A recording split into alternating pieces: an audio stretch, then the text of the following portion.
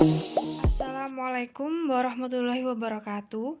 Bertemu lagi dengan saya Febrina Hanif Adafi pada Mapel IPA. Bagaimana kabar kalian hari ini? Semoga hari ini tetap sehat walafiat dan tetap semangat untuk belajar IPA. Sebelum kita memulai pembelajaran, sebaiknya kita berdoa terlebih dahulu. Berdoa, mulai.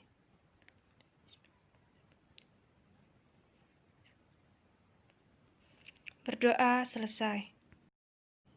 Hari ini kita akan memasuki pertemuan yang ke-7, yaitu bab 2, tentang klasifikasi makhluk hidup.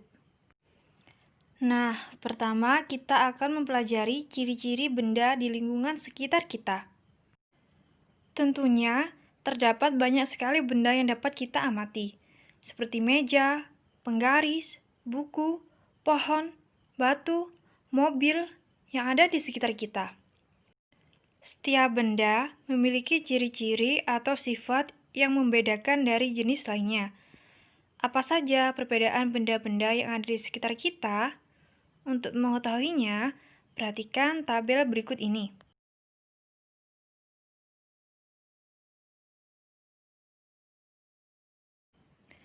Nah, dari hasil tabel dapat diketahui bahwa ada benda-benda yang memiliki persamaan, yaitu pohon, sapi, dan burung, di mana memiliki ciri-ciri bergerak, tumbuh dan berkembang, bernafas, berkembang biak, memerlukan nutrisi, dan peka terhadap rangsang.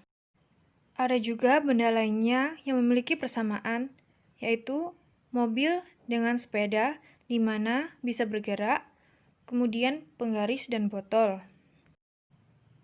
Selain persamaan antara benda, juga terdapat perbedaan.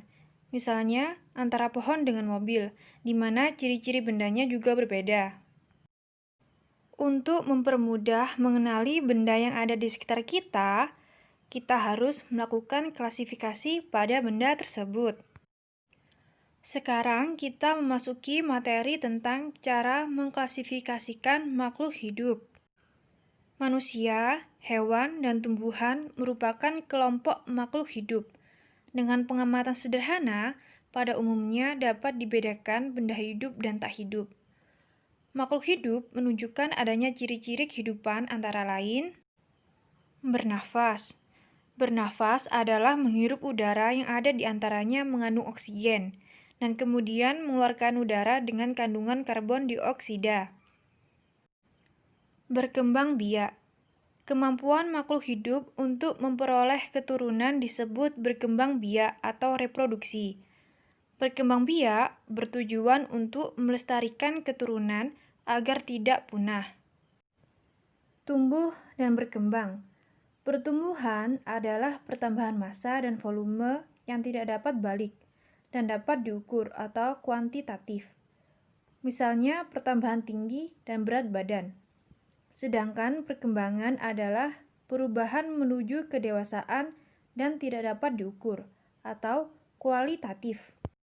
Memerlukan nutrisi. Setiap makhluk hidup memerlukan makanan dan minuman untuk mempertahankan hidupnya, menghasilkan energi, untuk pertumbuhan, serta untuk mengganti sel-sel tubuh yang rusak. Bergerak. Bergerak merupakan perubahan posisi baik seluruh tubuh atau sebagian karena adanya rangsangan. Gerak yang terjadi pada manusia dan hewan adalah gerak aktif, sedangkan pada tumbuhan adalah gerak pasif. Peka terhadap rangsang. Kemampuan makhluk hidup untuk menanggapi rangsang disebut iritabilitas. Rangsangan itu dapat berupa sentuhan, cahaya, rasa, dan suara. Beradaptasi. Adaptasi merupakan kemampuan makhluk hidup untuk menyesuaikan diri terhadap lingkungan hidupnya. Makhluk hidup yang dapat beradaptasi dengan lingkungannya akan bertahan hidup lebih lama dan individu sejenisnya akan cenderung bertambah. Mengeluarkan zat sisa. Setiap proses metabolisme pada makhluk hidup pasti akan menghasilkan zat sisa. Zat sisa ini merupakan zat yang tidak diserap atau tidak digunakan lagi oleh tubuh. Zat sisa harus dikeluarkan dari tubuh karena berbahaya bila tertimbun dalam tubuh dan dapat meracuni tubuh. Selanjutnya, tentang pengklasifikasian makhluk hidup. Klasifikasi makhluk hidup adalah pengelompokan makhluk hidup berdasarkan persamaan dan perbedaan pada setiap makhluk hidup. Tujuannya yaitu untuk mempermudah mengenali, membandingkan, dan mempelajari makhluk hidup.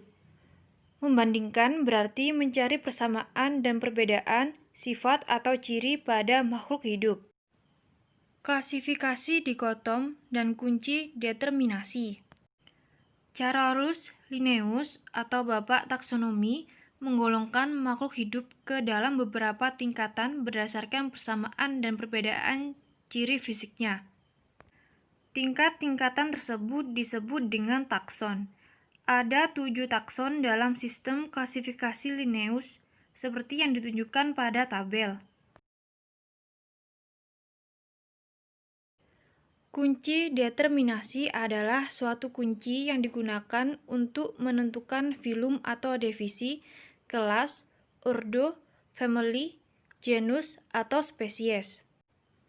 Kunci determinasi ini didasarkan pada identifikasi makhluk hidup dengan menggunakan kunci dikotom.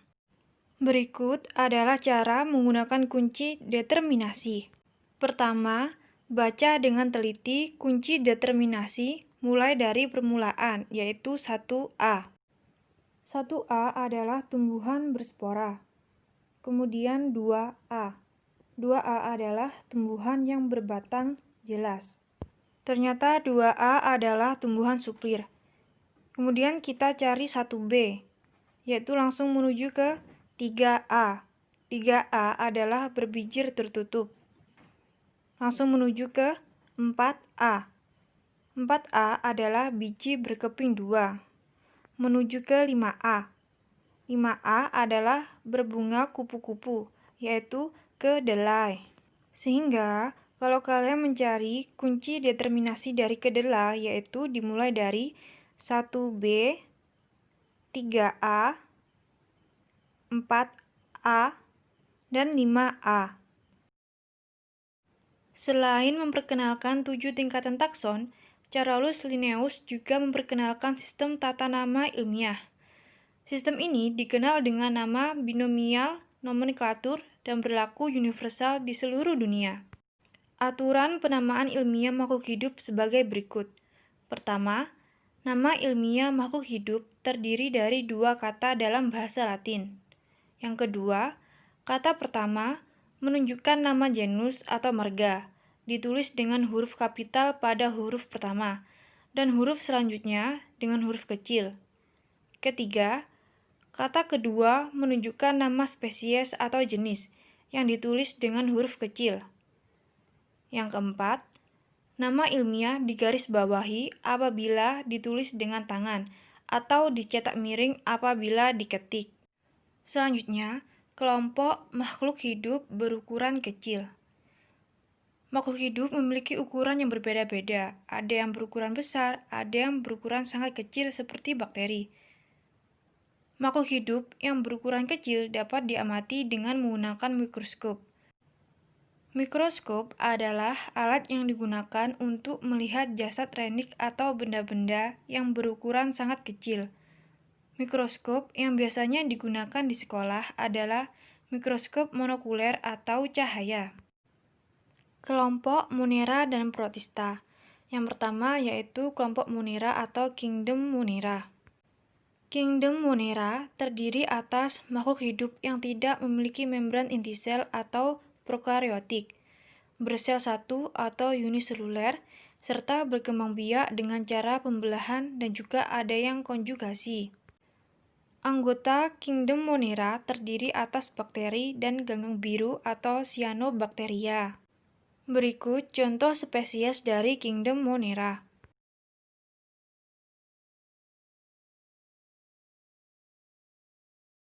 Yang kedua yaitu kelompok Protista atau Kingdom Protista.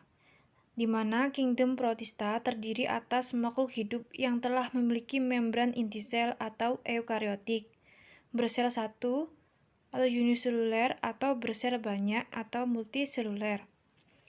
Protista dibagi menjadi 3, yaitu Protista mirip hewan atau protozoa, Protista mirip tumbuhan atau alga, dan Protista mirip jamur.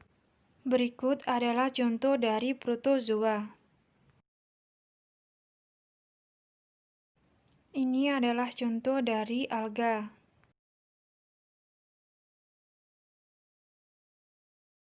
Sedangkan ini adalah contoh dari Protista mirip jamur.